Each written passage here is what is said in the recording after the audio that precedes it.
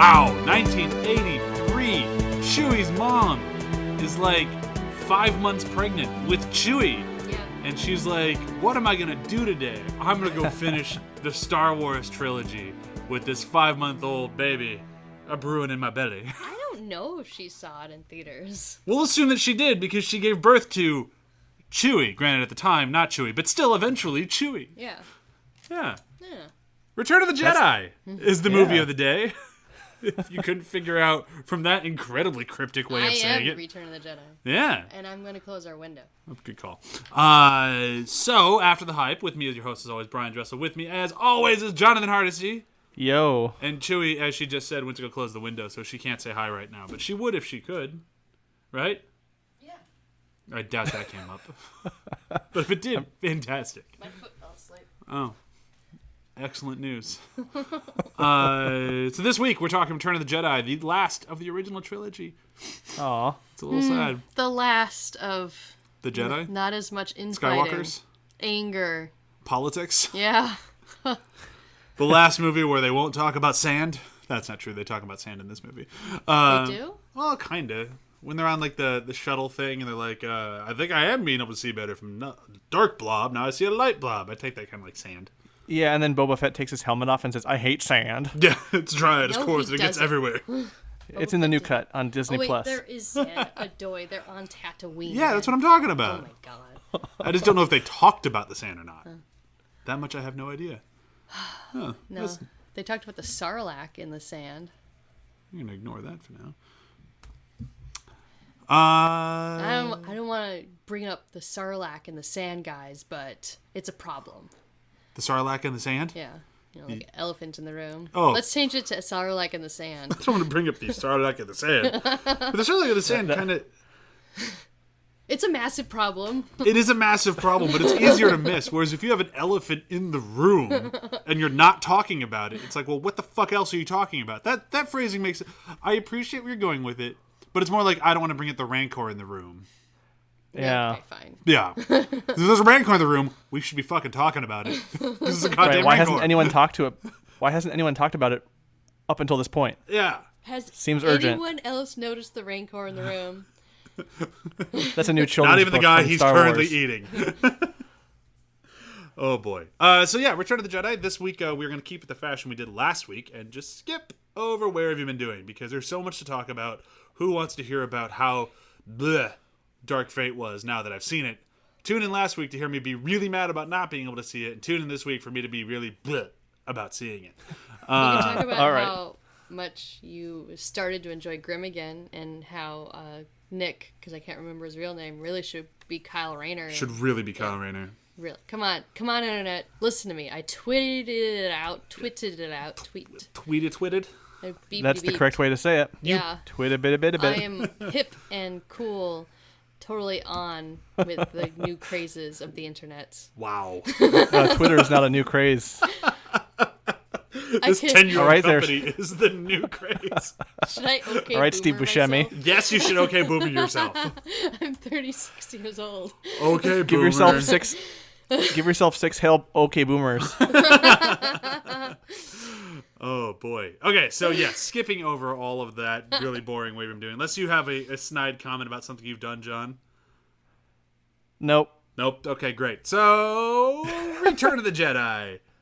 Chewie, can you do us the favor of catching us up to speed on what is Return of the Jedi as quick as humanly possible? It's quick.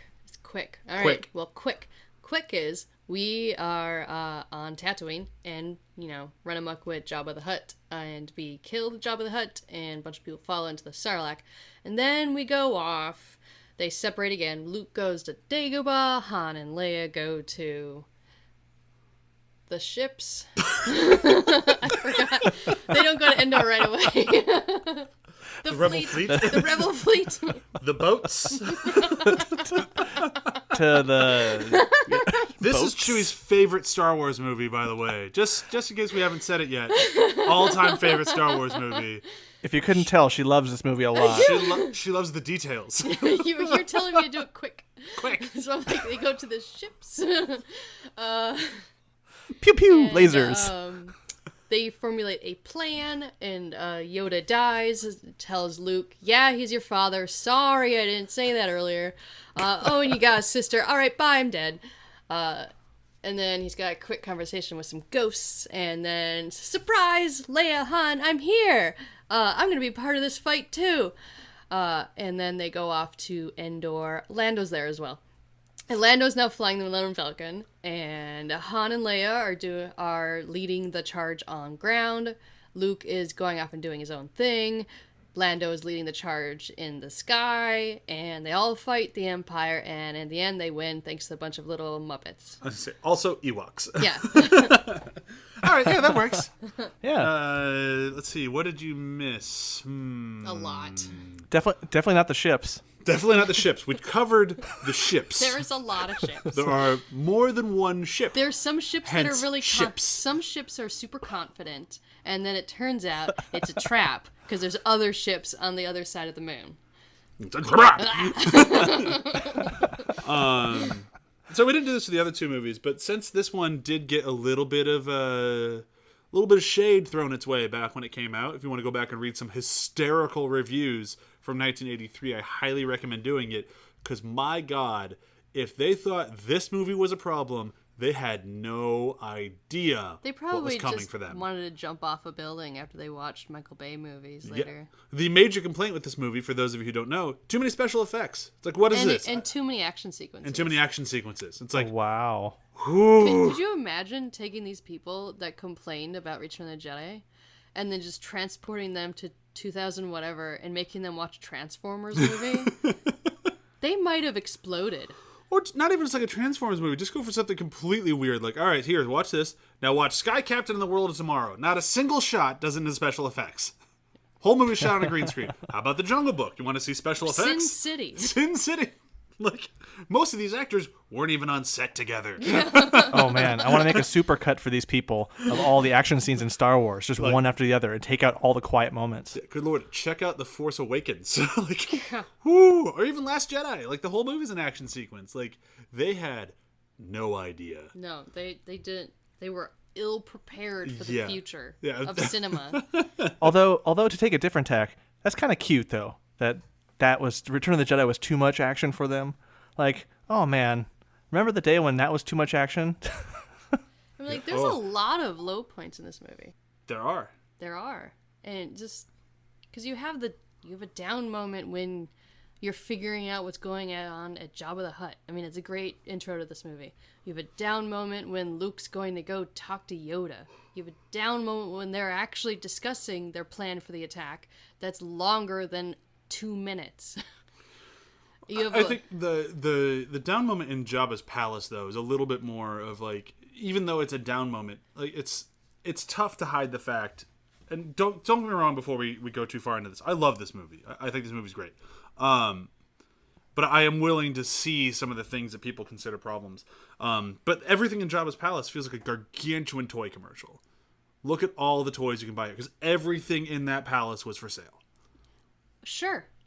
Because it's Star Wars. Yeah. But the fact of the matter is, you had that in A New Hope. You had the bar sequence. That was just as elaborate with just as many different species lying around.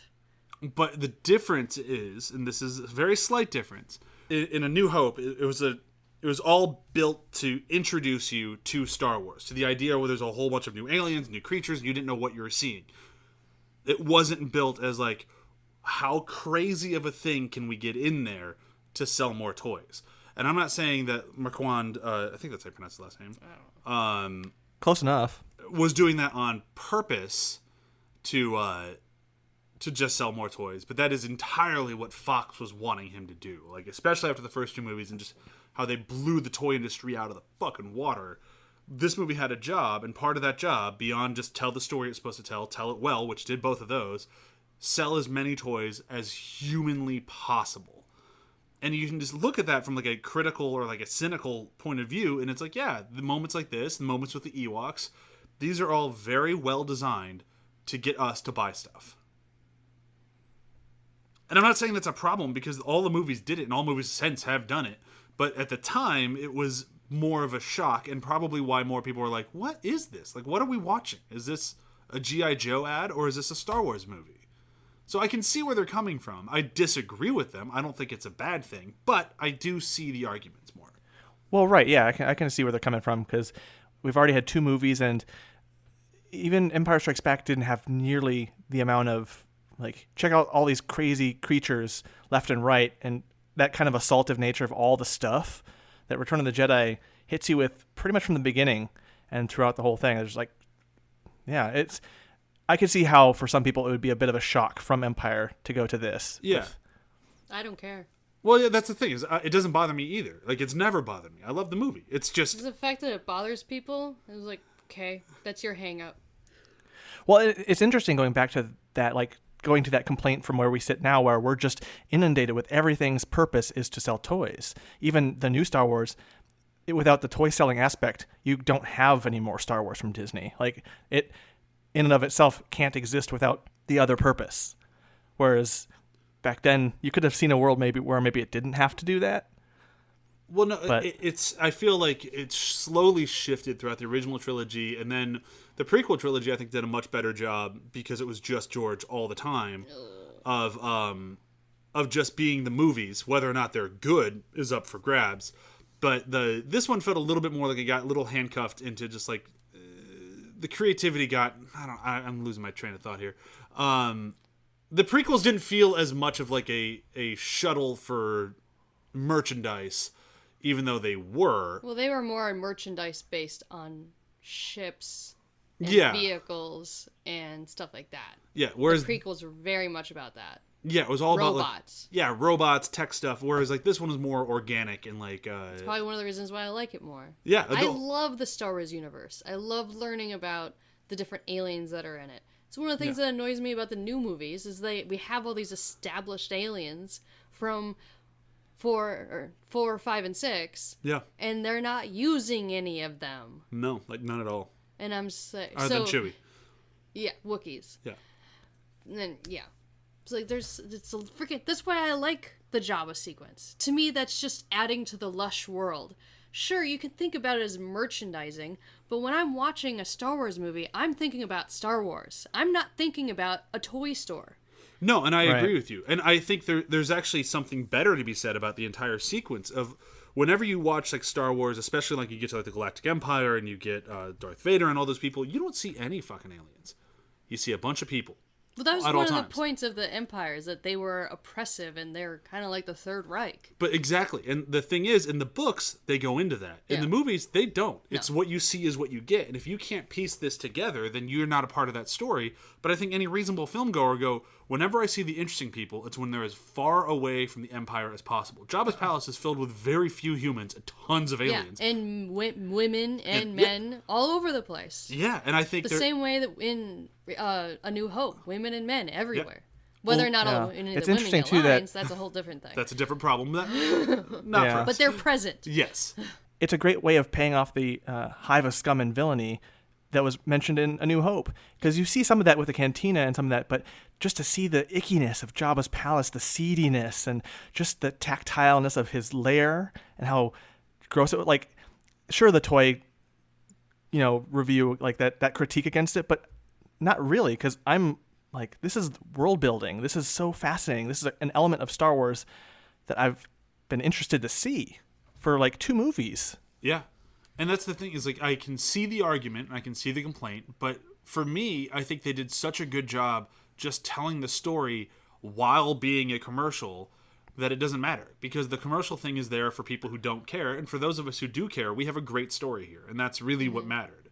And I think that's the only reason the movie stood the test of time, because if it was what these people back in '83 thought it was, we wouldn't care about it. And you're also back in a time when being a geek or a nerd was not cool. No. And it stayed not cool up until like the early 2000s, essentially. Yeah, I'd credit it when Marvel got popular. Yeah. Is when it started becoming cool to me. Really started becoming cool. I mean, it was kind of cool when the Star Wars prequels came out. Kinda, I still but- got made fun of. So for did I, it. yeah. But Well, yeah. and what's interesting about that whole like nerd not being cool thing is this trilogy, especially Return of the Jedi after this, started introducing me to the extra stuff, not the extended universe, but all the materials that were sold had little bits of paragraphs of lore and information from the Star Wars world, and I just ate that stuff up, and I was desperate for it. And it was a new way of approaching this that I got from Return of the Jedi. Yeah, and there's always like I know a lot of people actually got a lot of the story and backstory through toys. Just the little paragraph on the back of the box. Like, they put work into it. I did not, because I did not get those toys. Yeah. I got Rainbow Bright and My Little Ponies until I just got dinosaurs.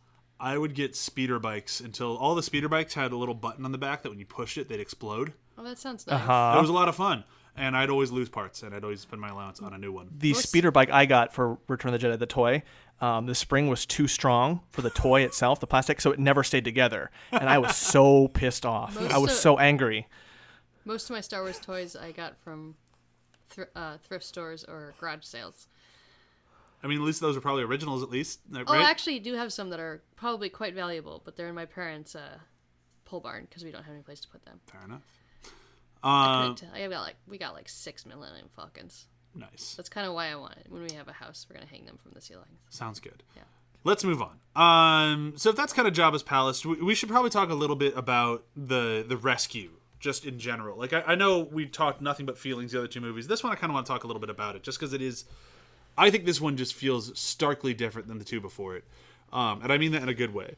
And particularly, it starts during that rescue, because it goes from what has been before primarily fantasy and fantasy action and magic and all this, it's fantasy but with a sci-fi paint over it. And suddenly in this one, specifically in this scene, we go from fantasy to pirate movie with a sci-fi paint over it. And it's total swashbuckling. It's a guy swinging from one ship onto another ship, landing with his sword out, and grabs the girl and takes the rope from fucking nowhere and swings somehow off of a boat onto another really boat. Doesn't make any sense. Doesn't make any fucking sense. But it's cool. And like they had Luke walk the fucking plank. Like it just turned full pirate. And I'm like, this works. Yeah, I mean, scum villainy, pirates. Yeah, exactly. Han was a smuggler. He worked for Jabba the Hutt. It all comes together. It does, but it wasn't something that I think I ever would have expected had I been alive when these came out. I can't put myself into the mindset of people in the 80s. I mean, I try, because I try to look at this thing as it came out, because that's the only way I can look at it with an even remotely critical eye, is because if I look at it from just my point of view, I loved it, it's perfect, you shut up. Exactly. But we're a film review podcast. We have to try to be critical, try to look at it from another point of view, which is what I'm trying to do. Because like the swashbuckling yar was not at all an Empire. Well, it's quite a shock. It's quite a shock to watch that after having just got like in my long like marathon of these movies back in the day, the first time I watched them, going from just this like downer ending, we're gonna figure out something to rescue Han, to, like you said, yeehaw, swashbuckling. It was such a shift. Like, I was surprised for about half the movie. It was like, what is this section of the movie that we just got before the space? Like, we got a pirate movie in our space movie, just kind of crammed right in there, and it was good. Yeah, and it works. The only complaint I have with the whole thing is I wish somebody had just spent an hour more with Mark Hamill doing some sort of lightsaber choreography. Because he's really just swinging that thing like there's no tomorrow. Just, well, it's just Luke's hubris is so intense in this movie at times. Oh, it is. Yeah. Like, I love Luke in this movie. I love his confidence, but as an adult, I'm a little more critical of his confidence. And however much he does earn it, for every now and then it's just like, okay, Luke, just take it back a moment. Here. All right. Jabba, this is your last chance. Okay. We know Luke, you're a Jedi. come on. You're real cool, All right, dude. Luke. I like your all black look. So, All right, Luke, walk over here to this grate on the floor and just stand there for a second. Yeah, there you go. he does not say. He is just all over the place. But it kind of reminds me of Rey in the new movies when she's trying to do some of her lightsaber stuff on her own. And you're just like, what are you doing, girl? Oh, totally. And I the more I thought about it, the more I liked that he doesn't have any training beyond just to swing the thing like crazy because it's Yeah. a fucking laser sword. People are gonna run away. The bigger problem I have with that sequence is that people are falling intact to the Sarlacc. Oh, they no. should be in pieces. Oh yeah, he is lasering the fuck out of them. They should be limbs everywhere. They don't even need to do blood because he'd be cauterizing the wounds as he did it. Yeah. But they should be losing arms and torsos and legs. the way he Oh, swing- that's just the absolutely. 80s for you, man. That's Yeah. just the 80s, man. Lightsabers didn't hit as hard in the 80s, dude. And they cut through speeder bikes, but somehow they don't cut through stormtroopers. Come on. Oh, it's a skill upgrade. Yeah. Luke got it by then. The thing I was going to mention though is that if you compare the lightsaber fights in this one and in all the new trilogy, and then you go back to the prequel trilogy, there is something to be said about like, well, no, these guys are trained. They spent so much more money on training people. But not even just thinking behind the scenes. Just think about like the world. Yeah. There's no Right. Jedi Order with Luke to train him how to use a lightsaber beyond use the Force to block the shit that's going to hit you in the face. Yeah. Rey gets even less than that. So of course they don't know how to do it. Rey uses her lightsaber like it's a bow staff because that's how she knows how to fight. Luke Right. uses it like a stick because that's all he would know it is. And then you go back to the prequel trilogy and they teach them like fucking like pristine weapons that should be respected because that's what they Yeah, are. it was Yeah. interesting to see, and we'll get to that way later, the lightsaber as a dance, as like the Yeah. combat as a dance, whereas this is just like swing and hit, hope I hit you, cool. This Force thing is really cool, isn't it? I love it. I think it works. Yeah, I think it's great. But I think for this Jabba scene, we've kind of danced around it, but we can't get away with it with Return of the Jedi. The addition to the Jabba the Hutt scene of the band that plays before the Twilight Oh. goes under. We weren't talking about Yeah. the special edition. Yeah, I can avoid it because I didn't watch it. I still bought those. I bought the last DVD version that had the original copies on it, and that's all that I watched. Again, though, if Yeah, we're yeah. going to talk about it, since my exposure was to the special edition first, I understand why it is a mood breaker. It's a Yeah. mood killer. It destroys. It is a mood killer. He sings directly into the camera. And you see the spit. Yep. It's a I still thought it was fun because I like the backup singers. Sure. They're cute, and I don't know. It's such it was such a have a soft- bonkers change. Yeah. I think Return of the Jedi wins for the most bonkers change, and that is the change that is like the most out there out of the Just original trilogy. George wanted a music video, I and guess. if you're gonna talk about tonal shift, that is the most critical tonal shift that you could imagine. So Yeah, fourth wall breaking CGI monstrosity. again, Yeah, could that's you pretty imagine big. the reviews in 1983 if that had been in there? I Return don't of the think Jedi this- killed me. I would think, and this is going to be a bold, super dorky claim, but whatever. If the version of Return of the Jedi that's on Disney Plus right now is the version that came out, we wouldn't like it as much. Maybe not. But then again, the Yeah, one on sure. Disney Plus right now has the No. No. Oh my god, fuck that. Fuck. Well, the Blu-ray also has no as well, and Yeah. we'll get to that. and that's why we say no to that. Yeah, that's why and we don't watch that we version. only watch the DVD. Because if you're Say- going, because talk about killing the mood, having well, oh I was saving that for last. We'll get to that. But We'll get before there, we yeah. do that, we need to move on to the next scene that I wanted to talk about, which is Goodbye Yoda. I know we just got new baby Yoda for those of you watching The Mandalorian, which I have not. I've just had that spoiled for me. I'll get there. I'm planning on watching it eventually. But the Goodbye Yoda scene, this is far and away my favorite scene in all the original trilogy. Specifically because Yoda's a stone cold motherfucker, and it's awesome. Yep. So, for those of you who don't know what I'm talking about, allow me to explain it to you. At this point, Luke has shown up to return and finish his training, which he's already finished because he's built his own lightsaber. He faced off the guy he's supposed to fight and didn't turn into the dark side. He's essentially a Jedi. The last thing he has to do is overcome the last major hurdle, which is kill his dad. That sucks, but that's the last thing you really have to do to become a Jedi. So, when he's told he has to do this, he's like, wait, so I have to kill my father. That's not good. So, Yoda, bro, is Vader my dad? And Yoda pauses and goes, I'd rather die than answer that question, and goes, rest I must.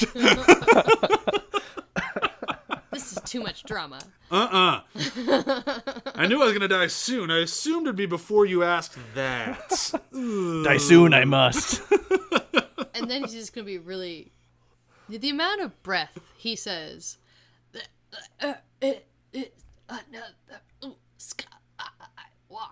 You could have just said, Leia's your sister.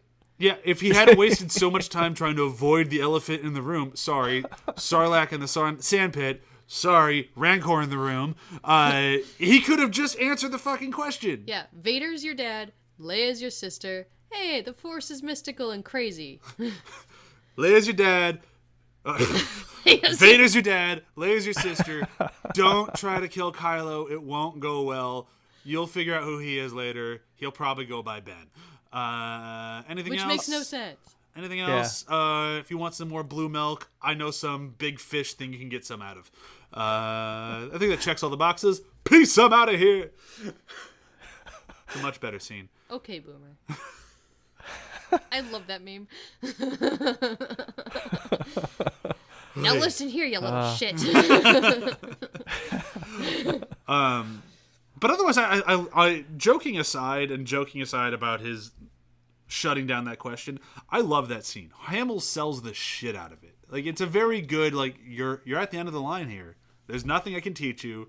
You're your own Western enemy at this point. I love it. It's great. And how can Hamill top Empire Strikes Back with his time with Yoda? Oh, he can in Return of the Jedi, and he does, even more so. Like, in shorter period of time. It's like, god damn.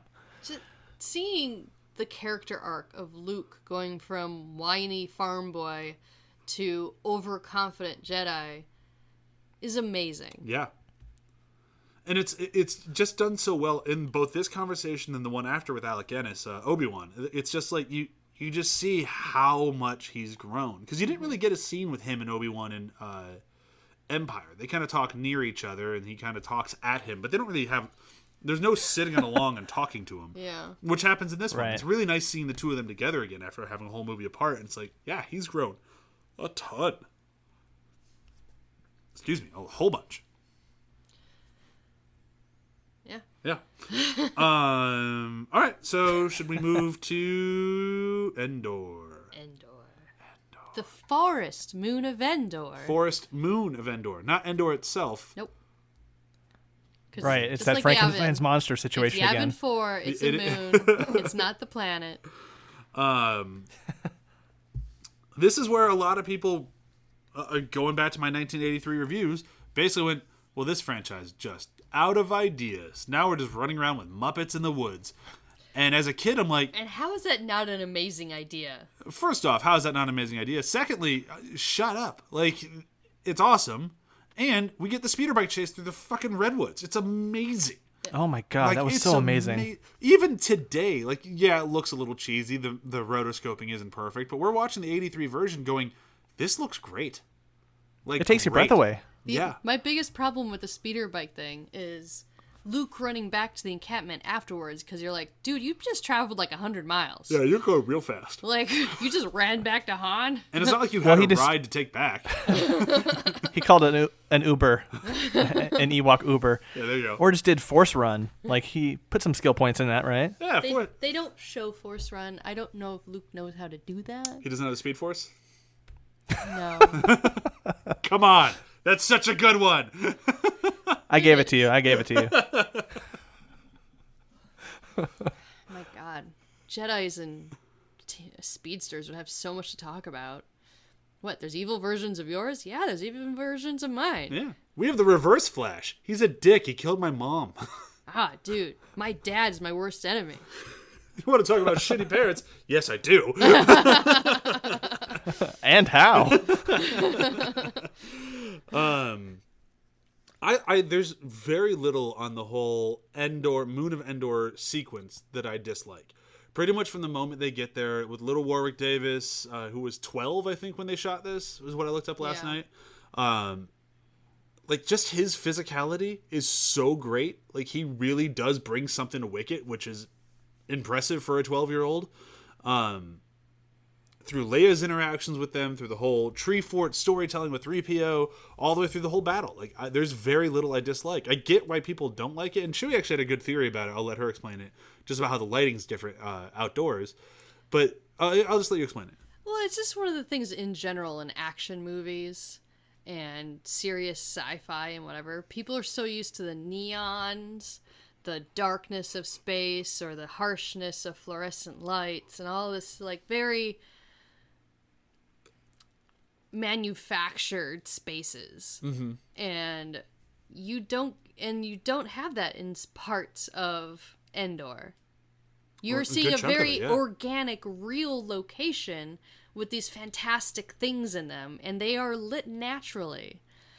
And it's kind of like when I watch stuff on a red camera, I guess, and it looks like a freaking cheap reality show or blah. I can't talk well right now. This is great podcasting. Even the stormtrooper armor looks a little bit weird in the natural lighting. It's totally different tonally than everything in Empire Strikes Back, which what we think was mostly 90% indoors. I mean, I have nothing to base that off of, just my own, just having seen the movie a bunch of times, but none of it, beyond some scenes in Hoth, it looks like it's all outdoor. I mean, all indoors. The only exterior stuff you got in New Hope was in a desert, which was very tungsten, like all the lighting and everything. So it speaks to, I mean, like how everyone always talks about, each one of these movies has a different color palette, and in Jedi it is shot differently. Yeah. And so that pulls some people out. Again, to me, it's just adding the realism of the universe. No, and there's something especially about the location of the redwoods, which you can go to. That entire area. We went there. It's the tree that the guy crashes into, like the butt end of it. It's still there. Still there. We had photos of it. Yeah, it's awesome. Yeah. And the guy is still like lodged into it. Poor guy. This guy's just like, fucking help! Yeah. Stop feeding me and keeping me alive, and get me out of the fucking tree. Some Ewoks tried to eat us. Yeah. It was a great birthday. Ewoks, if you really break them down, they're horrifying.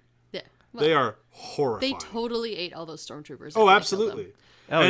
And the excellent question that Cherie brought up: where did they get Leia's dress from? Well, I didn't. But the internet brought that up. Oh, I was sorry. just repeating that. But it's a very good question. They're pretty. Who did they eat to get that dress? Sure they ate somebody. To just have some that happened to be the same size as Leia. When their golden god said, "Hey, don't eat my friends," they went, "Eat them faster." You got it. I can't talk. How about the song? I ran out. The Ewoks singing. I felt like you're going a little Robin Hood, like dee-da-dee-da-dee-da-doo. You know I can't sing. But no, I love the little song that the Ewoks is he's like, oh, cool, yeah. But now I can't do it. I can hear it. It's going right now in my head. It's not going to come out of my mouth, though. We'll just sit here for a few minutes in silence while we all play the music in our head. It's not that. Well, now, Robin Hood and Little John were walking through the forest. Hold on, I think I got it. Na. Nope. Not Batman? Damn it. Okay, we don't have it. Go, Power Rate. Nope. That sounded so right for a second. But doesn't it always? And so, like, this gets to one of my annoyances, where people always go like, well, the what are they called? Prequel trilogy? No, in the friggin' things, not penguins. Ships. In Last Jedi. Oh, the puffins. Yeah, but they're not puffins. But they are porgs. They're covered up. Porgs. People always be like, the porgs are the new Ewoks. And I'm like, bitch, please. Ewoks are sentient, organized, cultured beings. Also, a porg is not going to eat you. Yeah, that's what I mean. Ewoks have purpose. Ewoks have motivation. They have thought process. They have technology, rudimentary technology, but they have it. They have weapons. Yeah. They have... Porgs are just... They're like rats. They're all over that island. And they're not... And yes, they're cute. They're very cute. But you should just eat them. Yeah, Chewie should eat the porg. Chewie went through all that work. He killed the porg. He plucked the porg. He... not sauteed, but roasted the porg. Just eat it. Just eat the porg. Just go for it. The porg is not going to bring anything else to the series, and so if you're going to complain about these things were made to just make toys out of, if we're going to choose between Ewoks and porgs. Well, yeah, but I mean, unfortunately, that is the choice. But I don't think it should be, because Ewoks, I mean, there's no denying that Ewoks were made to sell toys, because I've never actually looked into the validity of the rumor, but there was always the rumor that it was supposed to be Wookiees. Wookiees, yeah. But they wanted to sell more toys, so they needed a new species. So they came up with Ewoks, which makes sense in a way, and like it definitely does make the film a lot more child friendly. Which after Empire, which was very child scary, that kind of works. Like there's all these things that I can see the studio notes behind it, and I can see how Kasdan and Lucas and It's super silly. I'll never deny that it's silly. But the best thing about it is that it's, and we're going to kind of move into the Luke Vader of it all now. The best thing about it is that while it is being silly with these Ewoks and crazy characters and crazy scenes and crazy whatever, it still isn't afraid to have teeth when it needs to. Yeah. And if it wasn't for that, I think the movie would have failed. Oh yeah, because once you start getting into Vader and Luke and the Emperor, that goes dark, and like it's a giant seesaw. This movie is a whole seesaw of tone, that goofiness that you absolutely need. Now that I watch it again and again, I'm like, oh, I get it. This is really important to have here. The kiddiness the and levity with the Ewoks while Luke is being psychologically tortured. Yeah, by the Emperor, who is just how am I blanking on his name? Palpatine. Not Palpatine, the actor's name. Ian McDiarmid. Thank you, Ian. Ian just chews the scenery like fucking Vincent D'Onofrio and Daredevil level, just like, I'm the bad guy. And it's just, he almost looks like the painting that he stares at. He does. It's just he's just so good in this movie. Like, it's him, and like I don't think he gets enough credit in the prequel trilogy, which we'll get there after next week's 300 episode. But we'll get there. But he just plays this character so well that it almost makes you wish he'd been in the other two movies. They wouldn't have worked as well with him. He's a hologram in Empire. Yeah, for a brief moment. But this is really where the Emperor shows up. Yeah. Yeah, and he did such a good job that they had him later on replace who they used before in Empire. Like, that's a mark of him being that good. Yeah, and like that's one of the only things in the Empire Redux that I was like, kind of don't mind this one. This one still kind of works. It looks a little weird, but it's okay. But in this one, I love just again, we talked about it a little bit last time with Vader and the Rule of Two, and this one I'll bring it up again because I love this whole plan of the Emperors, which isn't to make Luke a powerful ally. It's to get rid of Vader and get a new younger ally. It's to get them to fight to the death.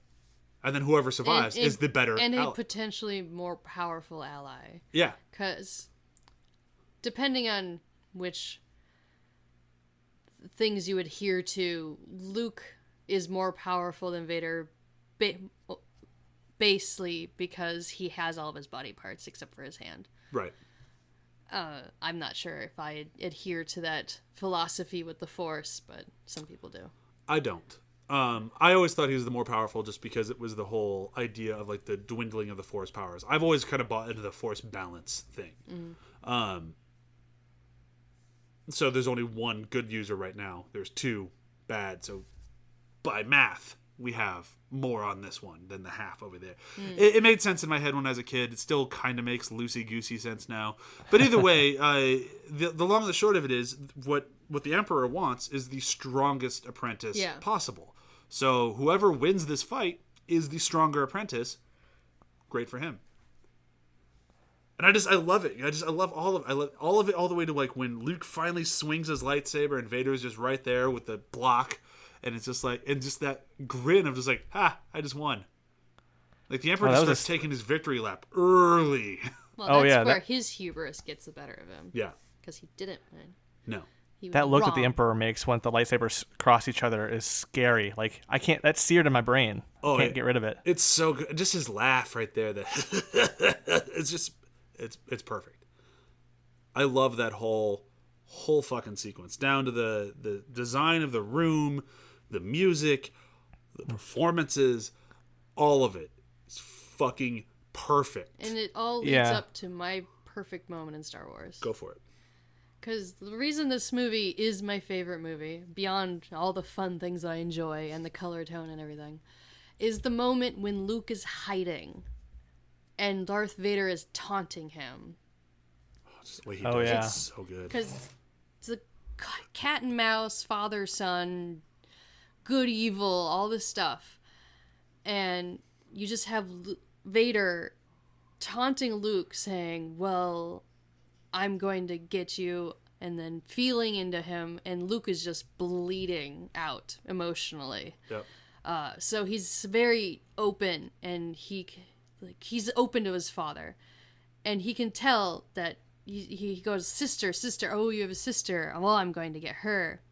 And just the way Mark Hamill is breathing in that sequence, and the lighting and the music and everything, and then when he comes out, he screams never, and he lunges full on at Vader, and just completely losing it, whacking, like we thought he was going crazy before, he's just whacking back and forth, totally overwhelming Vader. And you have the music, it's like it's swelling into just this thing. You can feel it in your heart. Like every time I watch it, like it makes me start to tear up because I'm so wrapped up in the desperation where he wants to save his father. He wants to save the rebellion, but he also needs to protect his sister. And the level of conflict and desperation in him in that moment is about as raw as cinema ever gets. Yeah, it's phenomenal. And yeah, and then he beats his father down. It's not good combat at all. He's just beating him almost like he's got a club. And Vader falls down, and then he slices off his hand. And the only thing that redeems him is seeing that my father sliced off my hand, and now I've sliced off his hand. I am becoming him. Yep. And then the Emperor comes laughing, because he knows that in the moment. And it's just such a... Again, just raw moment for Luke, where it's just like, have I lost myself? Am I redeemable? And it's all happening right in that sequence. And then you get the fucking classic with the "so be it, Jedi." Yeah. Like, and it's so good. I mean, honestly, if the Emperor maybe hadn't have taunted him, who knows if Luke would have actually fallen. But in his... you'd like to think I don't know. The Emperor, he should have kept his mouth shut. He should have kept his mouth shut. But, I mean, it's Luke, so there's a good chance he was always going to stop himself. But there's... Yeah, which he did do. Hard. Yeah. He did. But there was a chance of him falling. That you could see it. It was there. Yeah, the Vader pushed him, I think, as far as he could be pushed. Yeah. Now, there's something to be said about... So good. The scene is so good. So good. And then the Emperor starts lightning the fuck out of Luke, and he's just pleading for his father to help. And this is just where the acting from David Prowse, the directing from Marquand, forgive me if I'm getting his last name wrong, the music, the editing, all of it worked so... This is where I said it perfect. Crescendos. But this crescendo where he's just torturing the fuck out of Luke, and you just have this look on Vader's face where he looks down, he looks at the Emperor, he looks down again, and he picks up the Emperor and chucks him down a fucking elevator shaft of lightning. And it's just like... And yeah, you're seeing emotions on an emotionless face. It is done still to this day so fucking well that the fact that Lucas thought he could throw in no, like what the fuck It's awful. were you thinking? It is sacrilege in my mind. You're taking a moment that doesn't need dialogue. You have pure cinema here. You don't need someone yelling something to understand what is happening. It is the worst change. I'll take fucking Greedo shooting 1,000 times, shooting Han sucks in laser bolts next to his face before I will ever take this change. Like this one just... Because it was so perfect. Like it's just one of those things where it's like, no, we never questioned it. We were never in the point of like, why did he throw him? I don't understand what happened. They were just about to high five. Oh, he didn't have a hand, so maybe they're going to try to high five? I don't know what's going on. What? I like that as your audience reaction. Thank you very much. So dumb. But I think earlier when I mentioned how the very beginning at the Jabba's palace was an egregious change, but we can understand it. Like Return of the Jedi kind of has that unfortunate thing of being the movie that has the biggest out there changes that really affect the movie in terms of tone and what to expect. And I agree with you guys. The Darth Vader thing with the no just really just cuts it at the knees and cuts that effectiveness. And for me, that's why it's always a tough one to come back to this one. I like that moment, that last act of Star Wars is perfect. But that moment just really takes the wind out of the sails almost, especially with the change. And it makes you address the fact that these movies have been changing all over the years, all over time. Like we're watching a changing thing still, and it's always a frustrating thing, especially when they got it right, when they got it perfect there.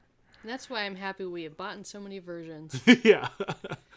Oh, I'm very happy we own these DVDs. It ruined dinners for a week for me because I had so little money. It was still the right call. It was. Spent $90 on these fucking things at Tower Records. Somehow knew that everyone's request of having the originals by themselves was never going to happen. Yep. I was like, nope, I got to buy them. I have to buy them. I don't know why I feel like I have to get these, but I have to get these. It was the right call. I was even criticizing at the time because I was just like, no, we have so many versions. Why do we need another? Oh, we were not dating when these came out. We weren't? No, I was in the dorms. This is back when you hated me as being the guy who annoyed all of your edit sessions with Then Grant. I don't know which ones I told you not to buy. The Blu-ray ones I got for your birthday. Oh, snap. Well, okay, backstory. All right, buckle down, kids. It's backstory time. The Blu-rays came out before or when Disney bought them? Before. Before? A few years Before, yeah. But I had heard that they had done additional changes to the Star Wars films. And I went, that's bullshit. I don't need that. And I put that on Facebook. And apparently Brian had already purchased it for my birthday. Yes, I had. Bought that nice and early. Oh. Again, had no money. Was making $300 a week at Starbucks. And I'm like, no, my girlfriend deserves the best. Nobody ever buy this for me because fuck these things. I felt really bad. Good. And I watched them with you. I still have. Multiple times. You've seen Empire. That's the only one you'll watch. Because they changed more in New Hope and Jedi. Yep. Yeah, and the prequel trilogy. There was the one time I tried watching the Jedi one like with you, and I just about almost threw a chair at the TV when the no happened.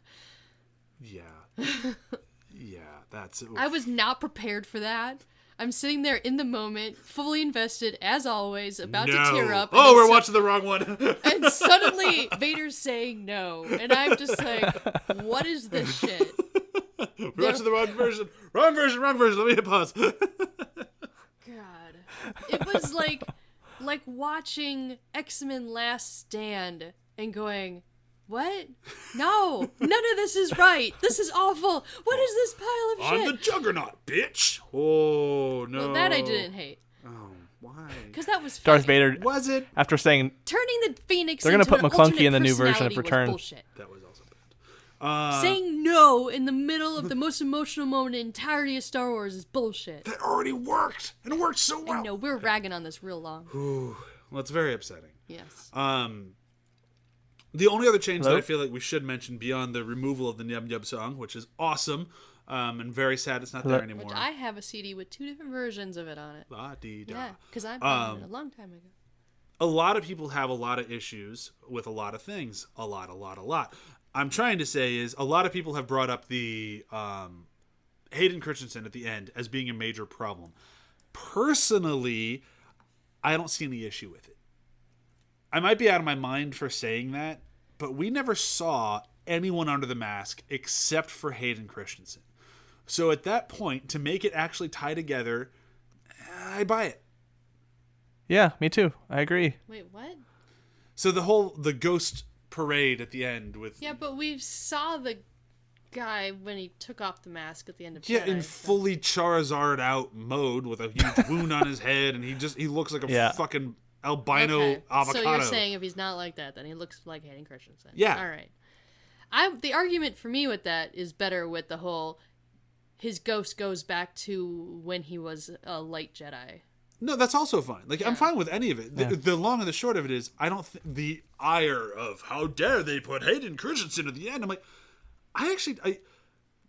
I might eat these words over the next few weeks. I don't hate Hayden Christensen in these movies. I don't think he's the greatest in them, but I think he did the best he possibly fucking could. It's just George is really good at making good actors give bad performances. Exactly. And That's why George isn't a director. Exactly. That's why I think Hayden Christensen did the best he possibly could. So him getting a moment in a good movie is kind of like, aw, good for you, buddy. God, you got it in there. He got in a good one. And I just kind of a little happy for him. Like I said, I might eat those words, especially in 3 weeks when we cover Attack of the Clones. But as of right now, I'm still thinking fondly of thinking of him on the sidelines during the holiday celebrity soccer game in England, and somebody go, "Yeah, Annie, you can do it," and him just going and giving finger guns and going, "Thanks, man." It's like, aw. Like, I like him. He's funny. Just poor Hayden. All right, so we've been talking for an hour. He didn't write any of the dialogue. No, it's not his fault. Now you're starting to sound like him. It's not my fault. It was the sand that wrote the dialogue. The sand, I hate it. I hate sand. Oh my god, if you've never listened to rap recaps, you should listen to the rap recap of the prequel trilogy. It has one moment that fucking kills me. It's so good. Check it out. But we've been talking for an hour. What have we missed? What's the Return of the Jedi thing that you really wanted to bring up but you weren't able to? I was able to get in my whole Yoda, I'd rather die than answer that question. But what about you guys? What's your go-to thing? I think Chewie might have already gotten her thing with the super emotional moment. I can't think of anything else that I could add other than the matte paintings were beautiful and amazing. And seeing the Millennium Falcon as Han and Lando were talking about it, it's just like, oh, so cool and so impressive. Just the art design in Return of the Jedi, just so good. Because it's a great movie. That's all I need to say. It's a great movie. I would so much rather watch a painting background than a CGI background. Totally. Any day. Because it just feels better. Yep. But this is just and I don't think they've changed it right now. So, because this shit isn't going away. No. So I think we should. I think we should move into quotes. Quotes. And I can go first. The quintessential Star Wars line is in this movie, and it's delivered by one Mr. I don't know your name because I never looked it up.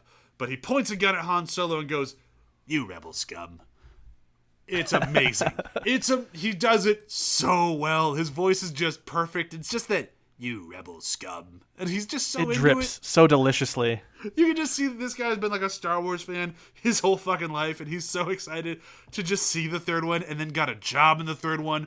He's like, "All right, you just need to come out and say one line. Just call it. Just say, 'You rebel scum,'" and he's like, "Oh, I got this shit. One and done." And I just like to believe that one day on set and just crushed it. And they're like, "Yeah, good job. We're done with this one." Yeah, his name is One Take Terry. Like, I just like to imagine the entire set just kind of stood and applauded for a little bit. Like, "Oh, he nailed that line. Nailed it." I should really start making movies about behind the scenes and just do my own version of it. Yeah. I'm sure it's way more interesting than what actually happened. And stupid as hell. I don't remember the exact line because I didn't write it down. But I love the part when Luke goes in. He's talking to... No, not Luke. Leia comes in with Chewie. And C-3PO's trying to translate. And Jabba whacks him. Knocks him over. Ah! And C-3PO comes back up going, "What did I say?" I love that he's covered in green slime. Like, what did he land in? Yeah, it's one of the rare moments where someone actually gets mad at C-3PO, knocks him over. Usually Han just turns him off. If Han was out of the carbonite, he'd be like, "I'm so jealous right now." You have no idea how many times I've wanted to C-3PO hit is him. also deathly terrified of getting tortured. So. What did I say? Yeah, for me, the quote that always gets to me, and it's always after Han gets broken out of the carbonite, he reunites with Chewbacca, and Chewbacca basically just gives him the whole backstory of his time away. And Han Solo goes, "A Jedi Knight? Jeez, I'm out of it for a little while, and everyone gets delusions of grandeur." And just Harrison Ford does a great delivery. That delivery is so good. The entire thing of Han being blind, Harrison Ford's performance is amazing. Oh yeah. It's just that delivery kills me every single time we get to it, and I've started to look forward to that when I watch Return of the Jedi. I think my favorite moment of that, it comes like right after that with Luke, Han, how we doing? Same as always. That bad, huh? It's just great. It's a great movie. It's a great movie. The 80s critics were fucking wrong. They were. Review system for this week. I did not have one prepared. You never do. I sometimes do. That's how I'm able to have one right away. If I ever say the review system this week and I come out of the gate with one, granted in the editing, I always do. Oh, ha, cool. So this week will be describe your speeder bike. I'll go first. Well, I'm going to go for... Oh, go for it, John. Oh, go ahead. I had mine locked in place, but we'll let you go first. Okay, I don't have one locked in place. I was going to make it up just as I was talking, but here we go. So I'm going to go for a speeder bike that is painted purple, because purple is my favorite color. But like a muted purple, like not super bright, so it sticks out in the woods, but just a little bit, so like you'll see like ooh, what was that? And it was like, oh, it's Brian on his bike. And it works perfectly, and it does not explode, because like the ones that I had when I was a kid, they exploded, and it was really annoying. And this one's just perfect. It's a little different. It's purple, but it works. It works really well. So for me, mine is, it looks on the outset like a normal speeder bike from Return of the Jedi, except it's got a large adhesive or rubber band or something around it to keep the damn thing from exploding like the goddamn toy I had as a kid. No, I'm not bitter. Chewie, you look like you have trouble with this one.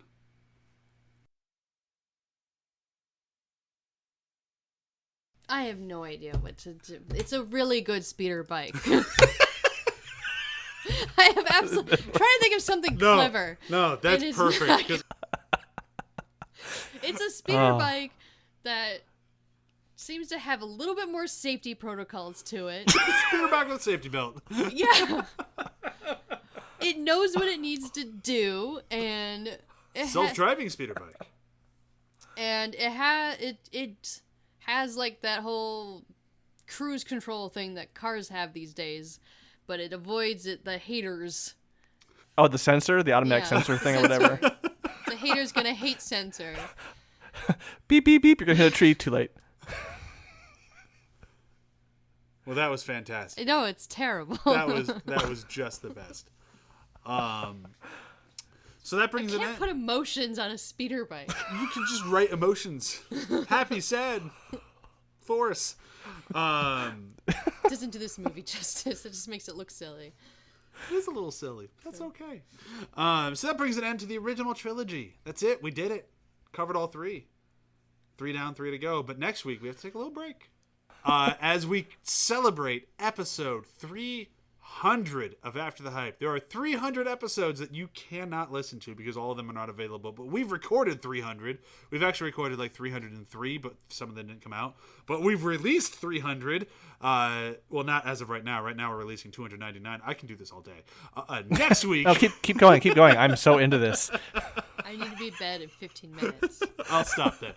Next week we are celebrating episode 300 After the Hype with the movie Zack Snyder's 300. Be sure to check it out. I'm very excited to talk about it. It's going to be a lot of fun. And then the week after that, we start the prequel trilogy. And then 3 weeks of that, then you get to see the new Star Wars movie if you shell out $20 and go see it. We have nothing to do with that. That's on you. As far as the rest of the plugs go, be sure to check out athpod.com where we have everything that you're listening to now and everything that you want to listen to later, including all of our shows, which I'm not going to name them. Go there and check it out. Do some work yourself, goddammit. Yeah, athpod.com. I would list it all out, but you should just go there. I guarantee you, if you're into pop culture, we have something for you. Indeed. John, what else do you have to plug? Other than all the stuff on athpod.com, right now, that's it. Perfect. Chewie? Superstore.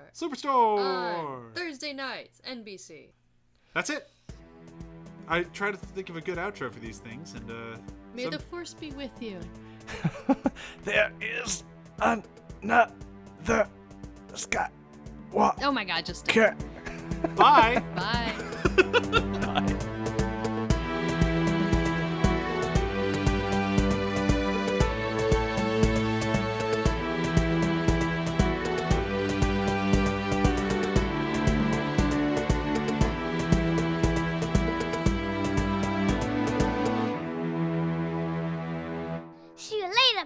those?